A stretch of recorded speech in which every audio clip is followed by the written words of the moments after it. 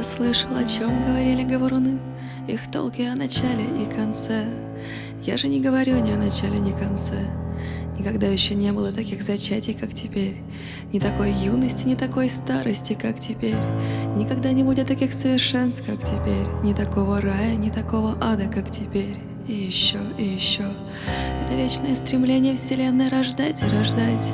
Вечно плодородное движение мира. Из мрака выходят двое, они так не схожи, но равны. Вечно материя, вечно рост, вечно пол, вечно ткань из различий и тождеств. Вечно зарождение жизни. Вечно зарождение жизни.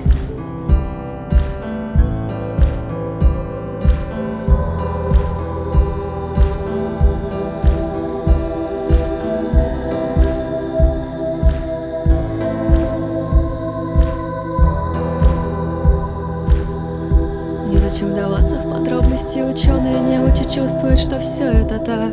Прочно и твердо и прямо скованные мощными скрепами, крепкие как кони, пылкие, могучие, гордые. Тут мы стоим с этой тайной вдвоем. Благостно и безмятежна моя душа, благостно и безмятежно все, что не моя душа. Гоняясь за лучшим и деляя лучшее от худшего, як досаждает веку. Я же знаю, что все вещи в ладу и согласии. Покуда люди спорят, я молчу, иду купаться и восхищаться собою. Иду купаться и восхищаться собою.